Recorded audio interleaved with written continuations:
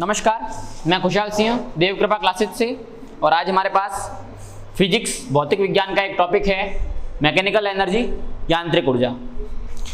Basically यांत्रिक ऊर्जा पढ़नी क्यों जरूरी है? ये इसलिए पढ़ना जरूरी है क्योंकि हमारे आसपास काम करने वाली सारी मशीनें, जितनी भी मशीनें हैं, वो सारी मशीनें इस एनर्जी के, इसी ऊर्जा के आधार पर काम कर रही है। चाहे अब वो स्प्रिंग हो, चाहे वो हमारे जिप की चेन हो, चाहे वो बड़ी मशीनें हो, चाहे वो छोटी मशीनें हो, रेल हो, कार हो, सारी मशीनों में कहीं ना कहीं मैकेनिकल एनर्जी या यांत्रिक ऊर्जा का काम है। इसलिए इसको पढ़ना बहुत जरूरी है। आप मोटर देखते हैं तो वहां पर भी मैकेनिकल एनर्जी है, वाइंड मिल है, पंखा घूम रहा है, उससे एनर्जी प्रोड्यूस हो रही है, तो वहां पे भी यांत्रिक ऊर्जा है। तो कुल मिला के यांत्रिक ऊर्जा को पढ़ना बहुत जरूरी है। छोटी क्लासेस के लिए या बेसिक लेवल पे जब हम यांत्रिक ऊर्जा को, मैकेनिकल एनर्जी को पढ़ते हैं, तो मैकेनिकल एनर्जी क्या है? किसी एक सिस्टम की, सिस्टम यानी सेट ऑफ ऑब्जेक्ट,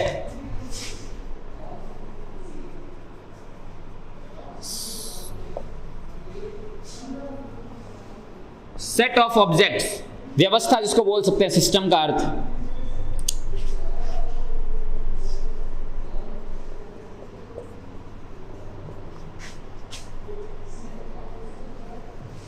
अगर कोई एक वस्तुओं की व्यवस्था है, सिस्टम ऑफ ऑब्जेक्ट्स है, तो उसकी जो टोटल एनर्जी है वही उसकी यांत्रिक ऊर्जा है। अब उसके अंदर अलग अलग प्रकार के बदलाव होंगे, वे बदलाव वापस किसी ना किसी रूप में बाहर आएंगे। मतलब अगर उसके अंदर हम एनर्जी में चेंज करेंगे तो वो एनर्जी वापस कहीं ना कहीं स्टोर होगी, किसी ना किसी दूसरी फॉर्म में चेंज होगी। मैं एग्जाम्पल के साथ समझाता हूं। सबसे पहले हमको एग्जाम्पल लेना चाहिए ग्रेविटेशन से। ग्रेविटेशन आपने पढ़ा 9th क्लास में, क्या होता है ग्रेविटी?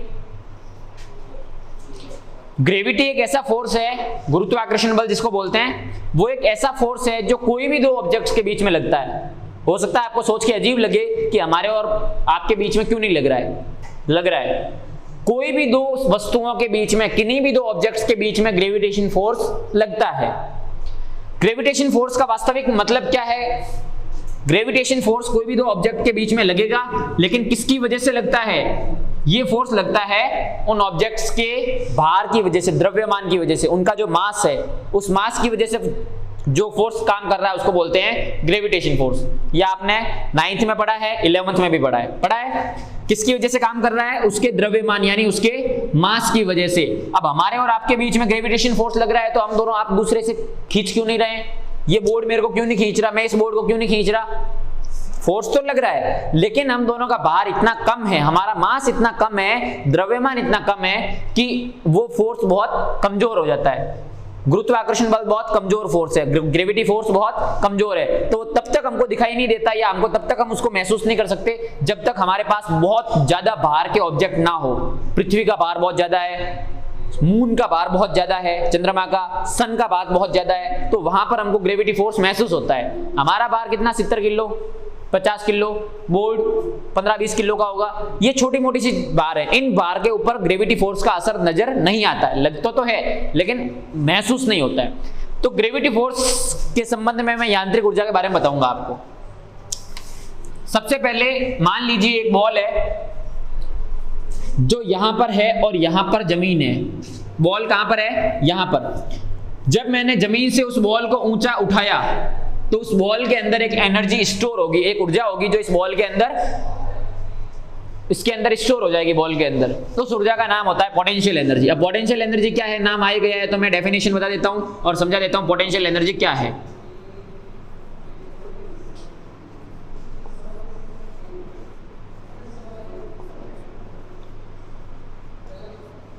देखो हिंदी में नाम आ रहा है स्थितिज ऊर्जा। स्थिति का मतलब आप समझ रहे हो? स्थिति यानी पोजीशन। पोटेंशियल एनर्जी का मतलब एक ऐसी एनर्जी, एक ऐसी ऊर्जा जो किसी ऑब्जेक्ट की पोजीशन की वजह से हो। पोजीशन मतलब कि वो कहां पर है, उसकी वजह से उसके अंदर एनर्जी स्टोर है। पहले ये बॉल यहां पड़ी थी, मैंने इस बॉल को उठाकर यहां लाया, बॉल की पोजीशन चेंज हुई, उसकी स्थिति बदली, यानी उसकी स्थिति क्या हो गई? यहां से यहां लाई, तो उस स्थिति की वजह से इसके अंदर क्या हो गई? एक एनर्जी स्टोर होगी और वो एनर्जी वापस बाहर आएगी। कब आएगी? जब मैं इस बॉल को यहां से छोड़ दूंगा। यानी इस बॉल को मैंने यहां से पकड़ रखा है, इस बॉल को मैंने पकड़ रखा है, जैसे ही मैं इस बॉल को छोड़ूंगा ये एनर्जी वापस क्या हो जाएगी? बाहर आएगी और ये बॉल वापस नीचे गिरेगी। तो इसके अंदर एक एनर्जी स्टोर हुई है थोड़ी देर के लिए। स्प्रिंग होती है, इस स्प्रिंग के अंदर फिलहाल रेस्ट में है स्प्रिंग, कोई इसके अंदर बदलाव नहीं है, लेकिन जैसे ही मैंने इसको खींचा तो इसके अंदर एक पोटेंशियल एनर्जी स्टोर होगी, एक स्थितिज ऊर्जा इसके अंदर स्टोर हो जाएगी जब इसको खींचा जाएगा। वो क्यों हो रही है? क्योंकि उसकी स्थिति बदल रही है, उसकी जो पोजीशन है वो बदल रही है। पहले ऐसे है और अब मैंने इसको ऐसे कर दिया, लंबा कर दिया। रबर बैंड है, रबर बैंड को भी मैंने खींचा तो लंबा हो गया, तो उसकी पोजीशन बदली, उसकी स्थिति बदली, और स्थिति बदलने की वजह से उसके अंदर कौन सी ऊर्जा आ गई? स्थितिज ऊर्जा, पोटेंशियल एनर्जी। अब पोटेंशियल एनर्जी उसके अंदर स्टोर हो गई है। जैसे ही मैं उस स्प्रिंग को या रबर बैंड को छोड़ूंगा, वो वापस अपनी एनर्जी को रिलीज करके अपनी नॉर्मल पोजीशन में आएगी, अपनी सामान्य स्थिति में वापस आएगा। तो ये होती है पोटेंशियल एनर्जी। पोटेंशियल एनर्जी की डेफिनेशन क्या है, या उसको क्या क्या कह सकते हैं? पोटेंशियल एनर्जी एक ऐसी ऊर्जा या एक ऐसी एनर्जी जो किसी वस्तु के, किसी ऑब्जेक्ट के पोजीशन के कारण है, किसी ऑब्जेक्ट की स्थिति के कारण है कि वो ऑब्जेक्ट कहां पर है। अगर वो ऑब्जेक्ट जमीन पर पड़ा है, सपोज करो ये ऑब्जेक्ट जमीन पर है, इसकी पोटेंशियल एनर्जी 0 है। मैंने इसको ऊंचा किया, तो इसकी पोटेंशियल एनर्जी बढ़ गई थोड़ी देर के लिए। तो पोटेंशियल एनर्जी जो है वो पूरी तरह से किस पे डिपेंड कर रही है? पोजीशन पर। पोजीशन क्या है ऑब्जेक्ट की, उसके ऊपर पोटेंशियल एनर्जी डिपेंड करेगी। एडिट करवाना पड़ेगा। तो ये उसके ऊपर डिपेंड करेगी कि इसकी पोजीशन क्या है। अब मैं दूसरी चीज बताने जा रहा हूं, उसका नाम है काइनेटिक एनर्जी।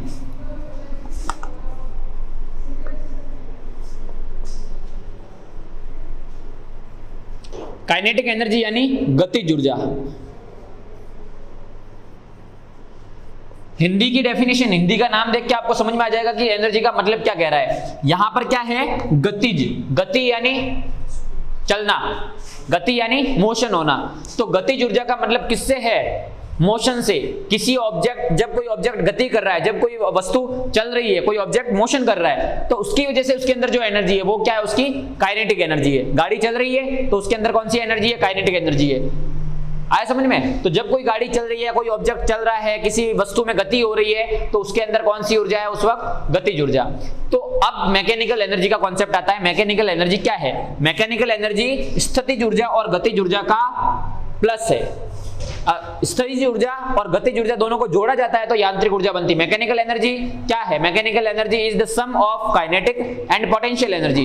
दोनों को प्लस करते हैं तो कौन सी एनर्जी बनती है? Mechanical energy. और एक कॉन्सेप्ट आता है कि मैकेनिकल एनर्जी कभी भी चेंज नहीं होती। मैंने अभी स्टार्टिंग में आपको बोला कि एक सिस्टम है, उसके अंदर जो एनर्जी, एक व्यवस्था है, उसके अंदर जो एनर्जी है, वो एनर्जी कभी ना तो बढ़ेगी ना घटेगी। यानी अगर मैंने उसकी एनर्जी में बदलाव किया, उसको चेंज किया, तो एनर्जी वापस सेम हो जाएगी। कैसे?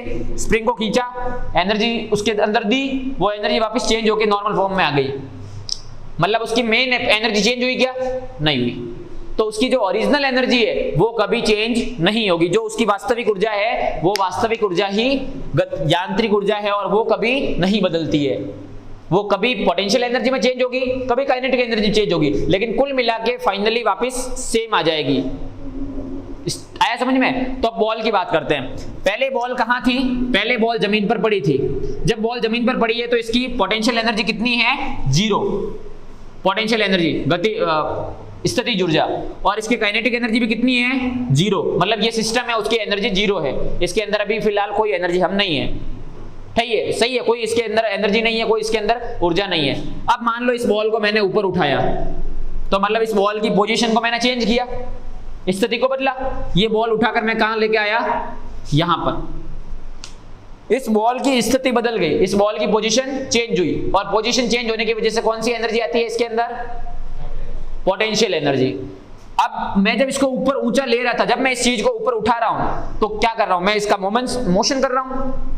जब मैं किसी चीज को ऊपर उठा रहा हूं तो क्या इसका मोशन हो रहा है? क्या इसमें गति हो रही है? तो गति की वजह से कौन सी एनर्जी है? फिलहाल काइनेटिक एनर्जी है। जब तक मैं इसको ऊपर ले रहा हूं तब तक काइनेटिक एनर्जी है, और जैसे ही मैंने इसको रोक दिया, वो काइनेटिक एनर्जी किस में चेंज हो गई? पोटेंशियल में। यानी इस पोजीशन पर इसके अंदर कौन सी एनर्जी है? पोटेंशियल। अगर वो ऑब्जेक्ट रुका हुआ है, अगर अभी भी ऊपर जा रहा है, सपोज करो वो यहां पर है, इसको मैं अभी भी ऊपर ले जा रहा हूं, तो इसके अंदर कौन सी एनर्जी है? गतिज ऊर्जा है। और जैसे ही मैंने ऊपर ले जाकर इसको स्टॉप कर दिया, रोक दिया, तो अब इसके अंदर कौन सी एनर्जी स्टोर हो गई है? पोटेंशियल। अब जब मैं इसको छोड़ूंगा तो वापस किसमें चेंज होगी पोटेंशियल एनर्जी? काइनेटिक। मतलब ये सिस्टम चलता रहता है, पोटेंशियल काइनेटिक में, काइनेटिक पोटेंशियल में। नीचे पड़ी है तो पोटेंशियल काइनेटिक दोनों 0। मैं इसको ऊपर ले जा रहा हूं तो कौन सी ऊर्जा आ रही है? गतिज ऊर्जा। और जैसे ही ऊपर ले जाके इसको स्टॉप कर दिया, ऊपर ले जाके, और इसको स्टॉप कर दिया, तो अब कौन सी एनर्जी बन गई इसके अंदर? स्थितिज ऊर्जा, पोटेंशियल एनर्जी। जैसे ही मैं इसको वापस यहां से रिलीज करूंगा तो ये वापस नीचे आएगी, और नीचे आएगी तो क्या हो जाएगी, इसकी पूरी पोटेंशियल एनर्जी किसमें चेंज हो जाएगी, काइनेटिक एनर्जी। तो मतलब फाइनल एनर्जी जो थी वही रही, बॉल नीचे से ऊपर ले गए वापस नीचे आ गई, जो एनर्जी स्टार्टिंग में थी वही एनर्जी एंडिंग में है। स्प्रिंग के साथ भी ये होता है। तो अब हम ग्रेविटी के लिए एनर्जी को फॉर्मूले के साथ पढ़ लेते हैं, और स्प्रिंग के लिए भी एनर्जी को फॉर्मूले के साथ पढ़ सकते हैं हम। ग्रेविटेशन एनर्जी को फॉर्मूले के साथ पढ़ना तो हमारे क्लास 9th क्लास में भी था, 11th में भी था, और स्प्रिंग वाला भी सिस्टम 11th में आता है। देखो मान लो यहां से मैंने बॉल को ऊपर ले गया, तो पोटेंशियल एनर्जी यानी स्थितिज ऊर्जा के लिए क्या फॉर्मूला होता है, एक फॉर्मूला आता है mgh। g यानी एक्सीलरेशन ड्यू टू ग्रेविटी, गुरुत्वाकर्षण बल के कारण त्वरण। जो त्वरण गुरुत्वाकर्षण बल के कारण है, जो एक्सीलरेशन ग्रेविटी के कारण मिल रहा है, उसको कितना मिलता है एक्सीलरेशन ग्रेविटी के कारण, कितना होता है g, पता है किसी को? 9.8। ग्रेविटी का भी अलग से बनाना पड़ेगा एक बार, लग रहा है मेरे को ग्रेविटी वीक है तुम्हारी, है ना। 9.8 मीटर पर सेकंड स्क्वायर, ये इसका जी की वैल्यू होती है अर्थ के लिए। सबके लिए अलग अलग है, जरूर नहीं है कि जो अर्थ के लिए भाई मून के लिए होगी, सबके लिए अलग अलग होती है, लेकिन अर्थ के लिए ये है। m का मतलब मास ऑफ ऑब्जेक्ट, और h का मतलब हाइट कितनी है, मतलब ऑब्जेक्ट को कितना ऊपर लिया। इसका मतलब क्या हुआ कि अगर ऑब्जेक्ट यहां पर है तो इसकी हाइट क्या है, 0। हाइट 0 मतलब पोटेंशियल एनर्जी हाइट 0, तो 0 से गुणा करेंगे, 0 से गुणा होते ही पूरी पोटेंशियल एनर्जी 0। जैसे ही मैंने इसको ऊपर लिया, सपोज करो मैंने इसको ऊपर ले लिया 2 मीटर, तो अब इसकी हाइट कितनी होगी, 2 मीटर, तो इसके अंदर 2 से मल्टीप्लाई करेंगे तो इसकी पोटेंशियल एनर्जी आ जाएगी। और ऊपर ले जाएंगे, सपोज करो मैं यहां लेके आया बॉल को, तो क्या हो गई, 4 मीटर हाइट हो गई, तो 4 से मल्टीप्लाई करेंगे। मतलब पोटेंशियल एनर्जी के लिए ग्रेविटी के मामले में, ग्रेविटी के लिए, सबके लिए नहीं है, ये सिर्फ ग्रेविटी के लिए। ग्रेविटी के लिए पोटेंशियल एनर्जी का फॉर्मूला क्या होता है, mgh। इस फॉर्मूले से आप पोटेंशियल एनर्जी निकाल सकते हो, स्थितिज ऊर्जा को। काइनेटिक एनर्जी का फॉर्मूला क्या है, काइनेटिक एनर्जी का फॉर्मूला आपने पहले भी पढ़ा होगा, 1/2 mv²। v का मतलब वेलोसिटी, वेलोसिटी यानी उसकी चाल, चाल क्या है उसको, मतलब उसकी वेलोसिटी किस स्पीड के साथ वो चल रही है। क्योंकि गतिज ऊर्जा कब काम आती है, जब कोई ऑब्जेक्ट चल रहा है, मोशन में है। अगर ऑब्जेक्ट में गति हो रही है तभी तो काम आएगी काइनेटिक एनर्जी। तो उसके लिए अगर उसके अंदर मोशन हो रहा है तो वेलोसिटी भी होगी, सीधी सी बात है। अगर किसी ऑब्जेक्ट का मोशन हो रहा है तो उसकी वेलोसिटी होगी, उसकी चाल होगी, और अगर उसके अंदर चाल है तो चाल का स्क्वायर मल्टीप्लाई m और 1/2, ये होती है उसकी काइनेटिक एनर्जी। अब मैं आपको बताता हूं कि कहां पर काइनेटिक एनर्जी कैसे जीरो हो रही है, क्या बदलाव हो रहा है। देखो एक एक करके पूरी पोजीशन को एक बार समझते हैं, स्टेप बाय स्टेप। आप कहोगे कि सर वास्तव में जीरो कैसे हो रही है, मैं बताता हूं आपको। देखो सबसे पहले बॉल यहां पड़ी है, तो इसकी P = 0 एंड K = 0। P यानी स्थितिज ऊर्जा, पोटेंशियल एनर्जी, K यानी काइनेटिक एनर्जी, दोनों 0। ठीक है, अब मैंने इसको ऊपर लाया, यहां पर इसकी हाइट हो गई 2 मीटर। मान लो इस बॉल का भार कितना माने, बॉल का भार मान लेते हैं 3 किलो के, ठीक है। बॉल का भार 3 kg मान लेते हैं। और ग्रेविटी का वैसे तो मान क्या होता है, g का मान होता है 9.8, लेकिन कैलकुलेशन को सिंपल बनाने के लिए या फिर हमारे जो प्रॉब्लम्स होती है उनको सिंप्लीफाई करने के लिए हम उसको g को कभी कभी 10 भी मान सकते हैं, अप्रोक्सीमेट 10 मान लेते हैं। क्यों? क्योंकि 9.8 लगभग 10 के बराबर ही होता है। तो इक्वेशन को सिंपल करने के लिए या फिर हमारे कैलकुलेशन को सिंप्लीफाई करने के लिए हम 10 मान लेते हैं। तो यहाँ पर हम क्या मान लेते हैं, g को 10। तो यहाँ पर अगर ये 2 मीटर हाइट पर है तो इसकी पोटेंशियल एनर्जी क्या होगी, पोटेंशियल एनर्जी = mgh। m कितना है इसका 3 kg, g कितना लिया मैंने 10, और h कितनी, हाइट कितनी है 2, तो कितनी हो गई इसकी पोटेंशियल एनर्जी 60। ये इसकी पोटेंशियल एनर्जी हो गई। ठीक है, मैंने इसको थोड़ा और ऊपर ले गया, 5 मीटर पे लेके आया, 5 मीटर पे लाया, यहाँ पे इसकी हाइट क्या हो गई 5 मीटर। तो इसकी पोटेंशियल एनर्जी क्या हो जाएगी, पोटेंशियल एनर्जी इसका भार 3 किलो, ग्रेविटी 10 और हाइट 5, कितना हो गया 150 जूल। जूल जो है वो एनर्जी की यूनिट है। ये इसकी पोटेंशियल एनर्जी हो गई। यहां तक हमने कर लिया। इसकी एनर्जी मैंने ऊपर ले गया। अब देखो एक और चीज यहाँ पे इंपॉर्टेंट ये है कि जब किसी ऑब्जेक्ट को, ये कॉन्सेप्ट ग्रेविटी का है कि जब ऑब्जेक्ट को हम ग्रेविटी की अपोजिट डायरेक्शन में ले जा रहे हैं, ग्रेविटी किधर लगती है, नीचे, और मैं बॉल किधर ले जा रहा हूं, ऊपर, तो एक्सीलरेशन कैसा होगा, त्वरण कौन सी, कैसा लगेगा, माइनस का या प्लस का, त्वरण माइनस का लगेगा, एक्सीलरेशन माइनस लगेगा। क्यों लगेगा, सपोज करो मैं सपोज करो इस किसी चीज को इधर धक्का दे रहा हूं, मैं किसी चीज को इधर धक्का दे रहा हूं और वो चीज इधर आ रही है, धक्का तो मैं इधर दे रहा हूं लेकिन चीज किधर आ रही है, इस तरफ, तो मेरा एक्सीलरेशन कैसे काम कर रहा है, माइनस में काम कर रहा है, क्योंकि एक्सीलरेशन की डायरेक्शन क्या है, ये, और ऑब्जेक्ट किधर आ रहा है, इस तरफ। अब ग्रेविटी फोर्स किधर खींच रहा है, नीचे, जबकि बॉल कहां जा रही है, ऊपर आ रही है ना बॉल, तो फोर्स नीचे है, बल किस तरफ लग रहा है, नीचे की तरफ, जबकि गति किस तरफ हो रही है, ऊपर की तरफ। तो एक्सीलरेशन यानी त्वरण किसका होगा, माइनस का, मतलब ये 10 किसका होगा, माइनस, ये भी 10 किसका होगा, माइनस का। तो यहाँ पे सारी पोटेंशियल एनर्जी किसमें आएगी, हमारी माइनस में आएगी, -150 जूल, -60 जूल, ये पोटेंशियल एनर्जी है। वास्तव में जितनी भी पोटेंशियल एनर्जी होती है वो सारी माइनस की होती है। माइनस की क्यों होती है, इसलिए कि जब भी कोई सिस्टम या जब भी कोई व्यवस्था, कोई ऑब्जेक्ट एनर्जी को गेन करता है तो वो एनर्जी माइनस में मानी जाती है। जब कोई ऑब्जेक्ट एनर्जी ले रहा है तो क्या माना जाता है कि, मतलब फिजिक्स में क्या मानते हैं कि जब कोई ऑब्जेक्ट एनर्जी ले रहा है तो माइनस में, ऊर्जा जब वो लेता है तो माइनस में होती है, क्योंकि उसके ऊपर उधार चढ़ रहा है, ऊर्जा क्या हो रही है, उसके ऊपर उधार चढ़ रही है। हर ऑब्जेक्ट, इस दुनिया की हर वस्तु चाहती है कि उसकी एनर्जी क्या हो, कम से कम हो, जितनी हो सके कम हो। ये बॉल नीचे आके जीरो एनर्जी पे क्यों रह रही है, क्योंकि ये चाहती है कि इसकी एनर्जी कितनी हो, जीरो। ये क्या चाहती है कि इसकी एनर्जी कम हो, इसकी ऊर्जा कम हो। तो इस दुनिया की सभी वस्तुएं यही चाहती है कि उनकी एनर्जी कम से कम हो। हम भी तो यही चाहते हैं ना कि हम रेस्ट करें, काम करना कौन चाहता है, कोई काम नहीं करना चाहता, तो हम भी चाहते हैं कि हम आराम करें, हमारी एनर्जी कम से कम लगे। दुनिया की सारी चीजें यही चाहती है कि उनकी ऊर्जा, उनकी एनर्जी कम हो, तो वो उनकी एनर्जी कम होती है। अगर हम उनको एनर्जी जबरदस्ती दे रहे हैं, उनको अगर हम एनर्जी दे रहे हैं तो उनके लिए क्या होगा, ये एनर्जी माइनस की होगी, और वो किसी भी तरह से उस एनर्जी को वापस बाहर निकालेंगे, और बाहर निकालेगी तो वो एनर्जी किस में होगी, प्लस में। अभी मैं उसको समझाता हूं। तो पोटेंशियल एनर्जी क्योंकि इसके अंदर स्टोर हो रही है, तो जो एनर्जी इसके अंदर स्टोर हो रही है वो किसमें होती है, माइनस में। यानी इसके अंदर माइनस की 150 एनर्जी स्टोर हो गई। यहां पर जब वो इस साइड पर है तो उसकी एनर्जी ये। अब यहां तक बॉल लेके आ गए। अब मान लो बॉल को यहां से वापस गिराया जाता है, यहां पर इस बॉल की एनर्जी ये है। अब जैसे इस बॉल को मैं छोड़ूंगा यहां से, इस बॉल को मैंने यहां से छोड़ दिया तो ये बॉल वापस नीचे आनी शुरू करेगी, तो इसकी पोटेंशियल एनर्जी किसमें चेंज हो जाएगी, काइनेटिक में। जितनी पोटेंशियल एनर्जी है वो सारी किसमें चेंज होगी, काइनेटिक में। पोटेंशियल एनर्जी कितनी है, 150 है माइनस की, और काइनेटिक एनर्जी का फॉर्मूला क्या है, यही है काइनेटिक एनर्जी का। तो यहां से मैं ये बता सकता हूं कि अगर मैंने इस बॉल को, 3 किलो की बॉल को 5 मीटर की हाइट पर लाया है, तो अगर मैं उसको छोड़ूंगा तो उसकी वेलोसिटी क्या होगी, बता सकता हूं। यहां से मैं वेलोसिटी निकाल सकते हैं। 2 को इधर भेज दिया तो माइनस के 300, और बाहर कितना है इसका 3, तो 3 को इधर डिवाइड में लिया है तो यहां क्या बच गया, v²। सही है, इसको सिंप्लीफाई किया तो क्या आ गया, -100 बराबर v²। सही है। और अगर इसको और सिंप्लीफाई करूं तो v का क्या आ जाता है मेरे पास, v क्या आएगा, 10 मीटर पर सेकंड। मतलब यहां से बॉल 10 मीटर पर सेकंड की वेलोसिटी से नीचे आएगी। अब इस माइनस का क्या होगा, ये भी एक इंपॉर्टेंट कॉन्सेप्ट है, क्योंकि ये बॉल नीचे आएगी। अगर ये बॉल नीचे आएगी तो उसकी एनर्जी क्या हो रही है, निकल रही है।